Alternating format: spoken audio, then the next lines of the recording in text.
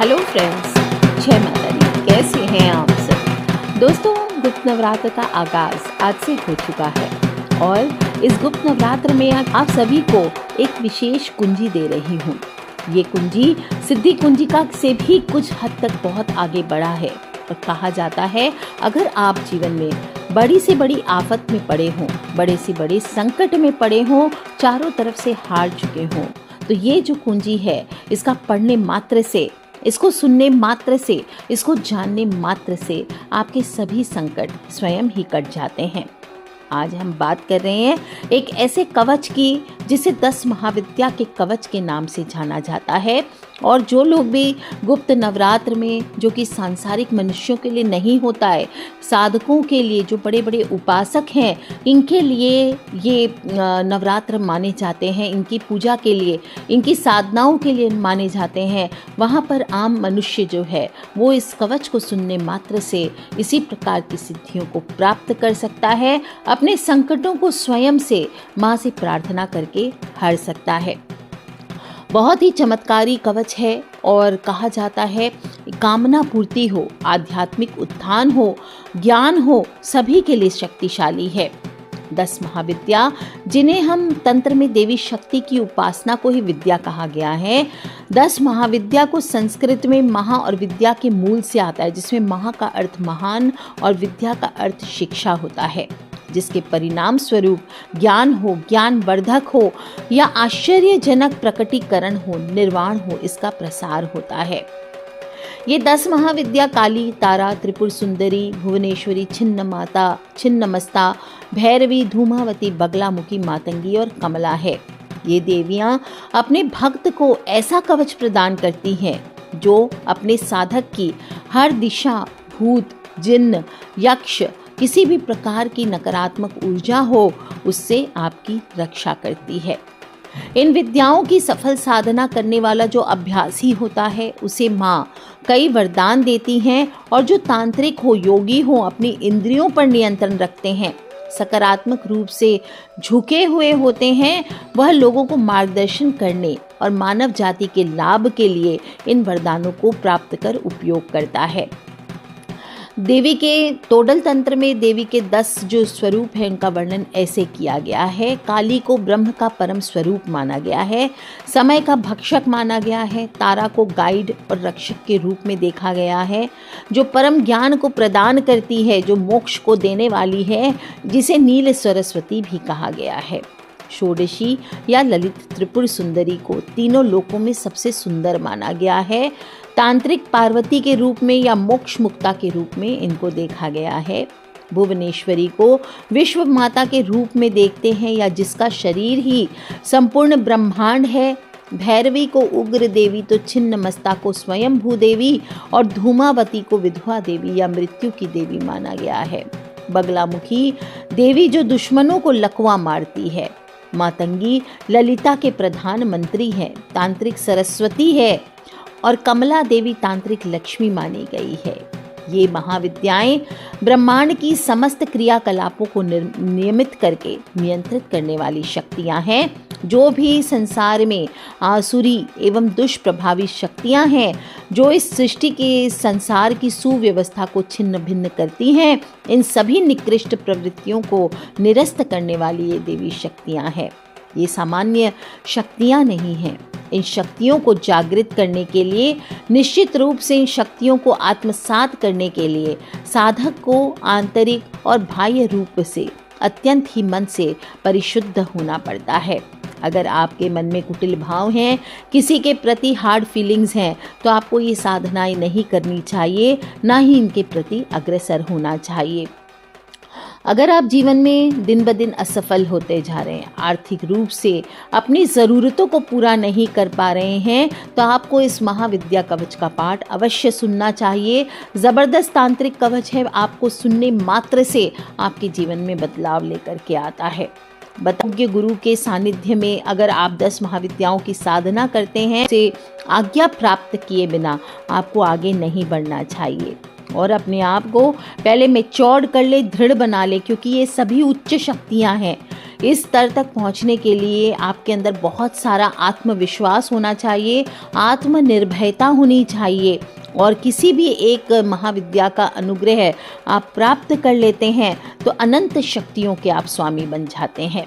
आपको कोई भी इतिहास पुरुष बनने से नहीं रोक सकता है। भौतिक और आध्यात्मिक दोनों क्षेत्र में आपका प्रभावशाली व्यक्तित्व होता है। आपको समस्त ऐश्वर्यों की प्राप्ति होती है, आपको पद प्रतिष्ठाओं की प्राप्ति होती है। दुर्दांत और प्रबलतम शत्रु भी आपसे आंख नहीं मिला सकता है।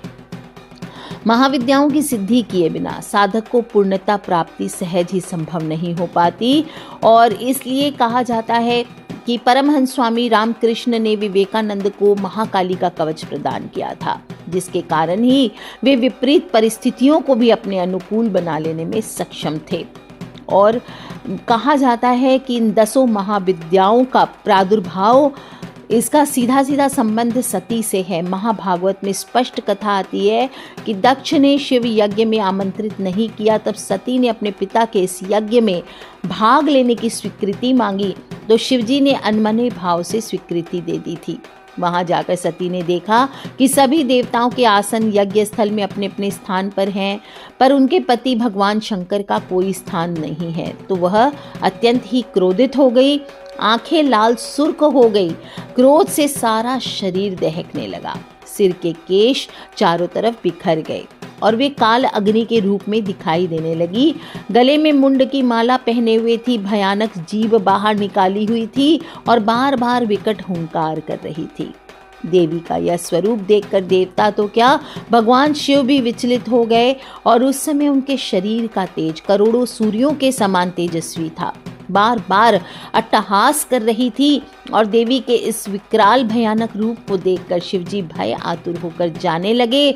मगर रुद्र को 10 दिशाओं में रोकने के लिए भगवती सती ने अपने अंगभूत 10 देवियां प्रकट की, जो कि 10 महाविद्या कहलाई, और इनके नाम ही काली, तारा, भुवनेश्वरी, कमला, धूमावती, बगलामुखी, त्रिपुर सुंदरी, छिन्न मस्ता, षोडशी और मातंगी हैं। जब शिवजी नियंत्रण में आए तो भगवती देवी ने कहा, जो साधक मेरी इन 10 देवियों की साधना करेगा वह निश्चय ही सभी विघ्नों से दूर हो जाएगा, सुखी, संपन्न एवं यशस्वी होगा। उसके जीवन में किसी भी प्रकार की बाधा नहीं आएगी और वह समस्त शत्रुओं पर विजय प्राप्त करता हुआ पूर्णत्व को प्राप्त करेगा। इन महाविद्याओं की साधनाओं के माध्यम से एक और जहां धन की प्राप्ति होती है, अथाह धन की प्राप्ति होती है, लाभ की प्राप्ति होती है, कीर्ति हो, प्रसिद्धि हो, आपको हर क्षेत्र में विजय प्राप्त होता है, यश हो, समृद्धि हो, पौरुष हो, बल प्राप्त होता है। वहीं दूसरी ओर ज्ञान की चेतना प्राप्त होती है, प्राण चेतना प्राप्त होती है, कुंडलिनी का जागरण होता है, सम्मोहन, समाधि, ब्रह्म ज्ञान, मोक्ष और पूर्णता की प्राप्ति होती है। अपने आप को जब भी विपरीत परिस्थितियों में पाएं, शत्रुओं से सुरक्षित करने की इच्छा पाएं, जिससे कोई भी शत्रु आपको हानि ना पहुंचा पाए, तो साधना काल में विघ्न के रूप में जब ऐसी स्थितियां आने लगे कि साधना आपकी भंग हो जाए, तो निर्विघ्नता के लिए कवच का पाठ करना चाहिए। जो भी मनुष्य 10 महाविद्याओं में से किसी भी देवी की साधना कर रहे हैं, कोई भी देवी की, या ऐसे भी आप अपनी मनोकामना पूर्ति के लिए करना चाहें, तो इस महाविद्या कवच को अपने जीवन का एक पार्ट बनाइए और आप देखेंगे आप में अद्वितीय एवं उत्कृष्ट शक्तियां पैदा होगी, सर्वत्र विजय की प्राप्ति होगी और आपकी सुरक्षा होगी। कैसे करना चाहिए? आप चाहें तो इसे पढ़ सकते हैं, सुन सकते हैं। स्वयं से करना चाहते हैं तो स्नान आदि से परिशुद्ध होकर पूजा स्थान में पीले रंग के आसन पर बैठ जाइए। सामने अपने गुरु के चित्र या एक सुपारी को गुरु का भाव करके आप रख सकते हैं और प्रार्थना करें परम पूज्य गुरुदेव से। जो लोग भी मुझसे साधना की आज्ञा लेकर साधना कर रहे हैं, वो मेरी तस्वीर रख करके या एक सुपारी रख करके या एक कॉइन रख करके मेरा भाव कर लें और बोले, हे प्रभु, आपकी कृपा से सुरक्षा का उपाय सिद्ध हो। सामने अगरबत्ती जला लीजिए, हो सके तो दीपक जला लीजिए, घी या तेल का। और जो भी अगर आप कोई पर्टिकुलर महाविद्या की आराधना कर रहे हैं तो उनकी चित्र रख सकते हैं या महाकाली की फोटो आदि रखें, मूर्ति आदि रखें। इसके बाद मंत्र जप कर ले, ओम ऐम ह्रीम क्लीम चामुंडाय विच्चे, आप ये मंत्र सिद्ध कर सकते हैं। या फिर आप कोई भी देवी का, जो भी देवी की आराधना कर रहे हैं उनका मंत्र आप सिद्ध करें और फिर 10 महाविद्या के इस कवच का पाठ करें। शिनु देवी प्रवक्ष्यामि कवचम सर्व सिद्धिदम आद्याय महाविद्या सर्व अभीष्ट फलप्रदम कवचस्य ऋषिर्देवी सदाशिव इति रतः छंदो अनुष्टुप देवता च महाविद्या प्रकीर्तिता धर्मार्थम काम मोक्षाणाम विनियोगस्य साधने एंकारः पातु शीर्षे माम काम बीजम तथा हृदि रमा बीजम सदा पातु नाभो गुह्य च पादये ललाटे सुंदरी पातु उग्रामा कंठदेशतः भागमाला सर्वगात्रे लिंगे चैतन्य रूपिणी पूर्वे माँ पातु वाराही ब्रह्माणी दक्षिणे तथा उत्तरे वैष्णवी पातु चंद्राणी पश्चिमे वतु महेश्वरी च अग्नेयाम नैतित्ये कमला तथा वायव्यां पातु कौमारी चामुंडा ईशकेवतु इदं कवचम ज्ञात्वा महाविद्यांच यो जपेत न फलम जायते तस्य कल्पकोटि शतैरपि। बोलिए अम्बे मात की जय, 10 महाविद्याओं की जय। कवच का अर्थ बता देती हूँ, जो लोग नहीं पढ़ सकते संस्कृत में, आप हिंदी में दे देती हूँ, आप हिंदी में पढ़ें। हे देवी, मैं महाविद्या कवच का व्याख्यान कर रहा हूँ जो सर्व सिद्धिदायक तथा सभी इच्छित फलों को प्रदान करने वाला है और इस कवच का पाठ निश्चित ही सिद्धिदायक है। यह महाविद्या कवच अति उत्कृष्ट एवं प्रचंड शक्ति युक्त है। कवच पाठ से पहले आपको हाथ में जल लेकर कवच से संबंधित ऋषि देवता आदि का संकीर्तन अवश्य आवश्यक होता है। यह प्रतिज्ञा वाक्य कहलाता है और इस महाविद्या कवच के सदाशिव ऋषि हैं। अनुष्टुप छंद है, महाविद्या देवता है। धर्म अर्थ काम तथा मोक्ष प्राप्ति इस कवच पाठ से प्रातव्य विषय है। एम बीज अर्थात भगवती मातंगी मेरे सिर की रक्षा करें। काम बीज क्लिम अर्थात भगवती काली मेरे हृदय की रक्षा करें तथा रमा बीज श्रीम अर्थात भगवती महालक्ष्मी मेरी नाभि की रक्षा करें और गुह्य प्रदेश और पैरों की रक्षा करें। त्रिपुर सुंदरी मेरे मस्तक की, उग्रा छिन्न मस्ता मेरे कंठ की, भगवती काली मेरे समस्त शरीर की तथा त्रिपुर भैरवी मेरे गुह्य प्रदेश की रक्षा करें। पूर्व दिशा में वाराही, दक्षिण दिशा में ब्रह्माणी, उत्तर में वैष्णवी, पश्चिम दिशा में चंद्राणी, पूर्व में और दक्षिण का मध्य भाग जो अग्निकोण होता है उसमें भगवती माहेश्वरी मेरी रक्षा करें। दक्षिण और पश्चिम का मध्य नैतित्य है, उसमें देवी कमला। पश्चिम और उत्तर का मध्य भाग वायव्य होता है, उसमें कुमारी मेरी रक्षा करें और उत्तर और पूर्व के मध्य ईशान दिशा में चामुंडा महाशक्ति मेरी रक्षा करें। इस कवच को बिना जाने जो मनुष्य महाविद्या मंत्र को जपता है उसे सहस्त्रों वर्षों में भी फल प्राप्त नहीं होता। तो बोलिए 10 महाविद्याओं की जय, महाकाली मैया की जय, कालका मैया की जय, विंध्यवासिनी मैया की जय। इस महाविद्या कवच को सुनने मात्र से मनोवांछित कामनाएं पूर्ण होती है।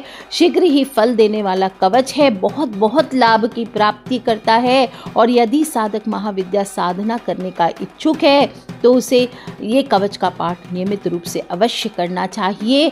और अगर हो सके तो 10 महाविद्या की जो गुटिका होती है वो अपने घर के मुख्य द्वार पर सिद्ध करके इसे लगाना चाहिए। इससे घर से सभी प्रकार की नकारात्मक ऊर्जाएं दूर होती है। और किसी पर अगर कोई तांत्रिक प्रयोग किया गया है तो आपको 10 मुखी रुद्राक्ष गले में इस कवच से सिद्ध करके धारण करना चाहिए। बोलिए अम्बे मात की जय, जगदम्बे मात की जय।